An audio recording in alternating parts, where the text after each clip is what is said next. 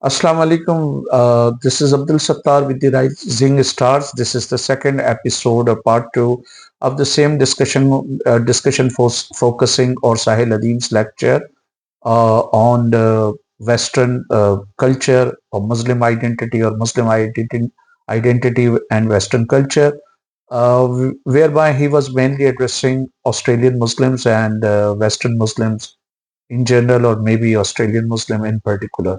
So in part one, I gave a bit introduction of Sahil Adeem talking about his distortion and lies, and then his tall claims, and also about uh, some of his extremist views. For instance, he is strongly opposed to secularism and democracy, and the of course salvation of Western Muslims lies in democracy, because if there is fascism or totalitarianism, as we have seen in the past, that's going to be terrible. If there is a religious government, like we have seen in Spain in the past, that is also going to be catastrophic for Muslims. So it's important that Muslims uh, consider secularism as one of the benefits of Western society, because if there is no secularism, of course, they will face a lot of problem. If Muslim can openly preach, if the offices of World Islamic Mission, Dawat Islami, Tabligh Jamaat are located in countries like Canada, United States, Australia, UK, and other parts of the world, it is because of the fact that these are secular countries.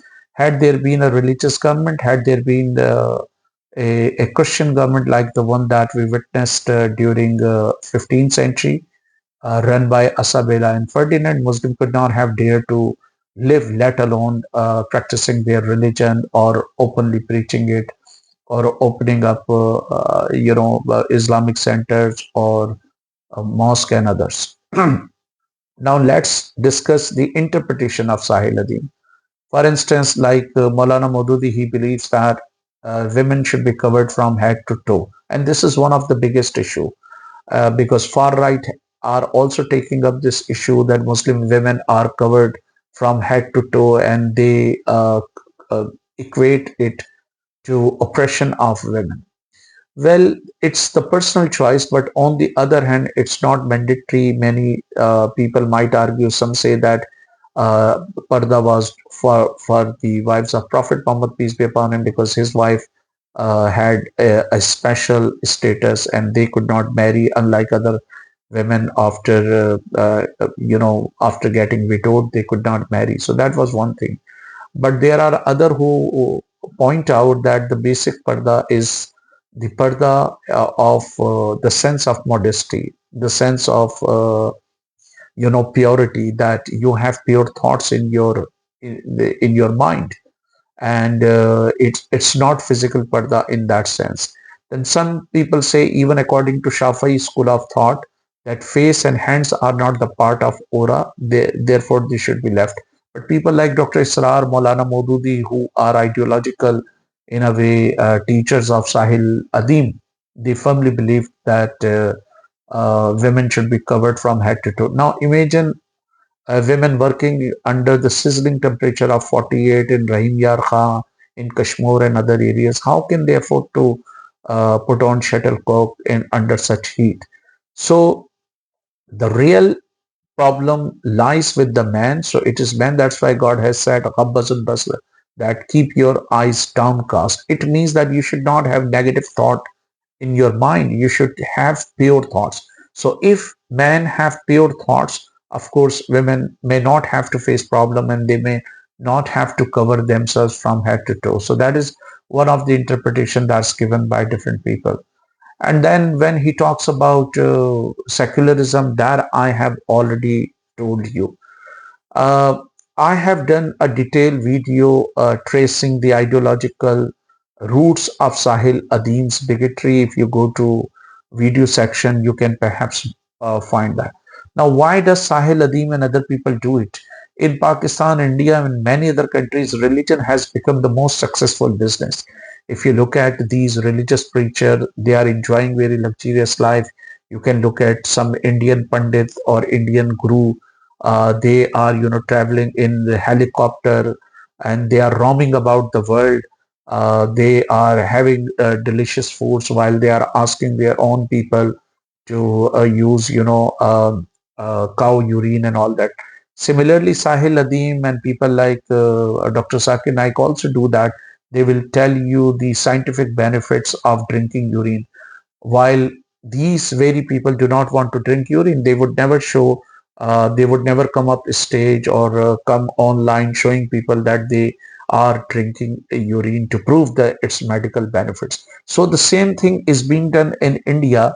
So one of the allegations against Sahil Adeem by his rival is that he tries to create this aura of his personality. He tries to create this cult, going here and there, developing his personality, and then cashing it by establishing an institute that he has named as Source Code Academy, where he's selling, for instance, you could look at, he is selling Islamic political system for 9,000 Pakistani rupees per month, which is quite huge. It was initially just registration was 15,000, which has been reduced to 9,000 now.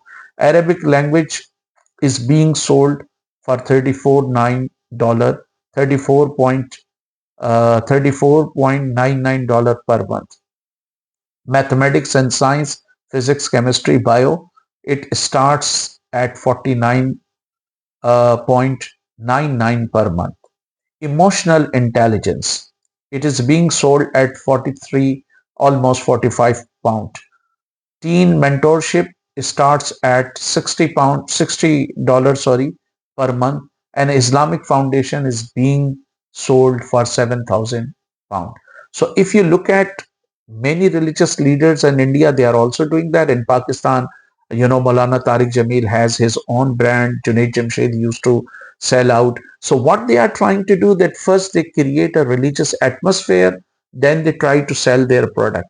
For instance, if you are in Tablighi Jamaat, you might withdraw your kids from an English medium school, putting them in the Iqra Rozatul Atfal, Hadikatul Atfal, Madinatul Atfal, which are run by the mullahs. You might, close your account in a Standard Charter and other bank, opening it in Mizan Bank or Dubai Islamic Bank. You might start putting on Shalwar Kameez of Tariq Jameel or Junaid Jamshed. So this is in the same way. You might start buying Fazail Amal, which is one of the, or Tablighi Nisab, which is one of the books of the Tablighi Jamaat. And if you are in Dawat Islami, the people who put on green turban, then you might start putting on green turban, putting your kids in Madani college or Madani center or Madani schools, and then buying Faizan Sunnat, which is written by Maulana Ilyas Qadri, and buying their own products.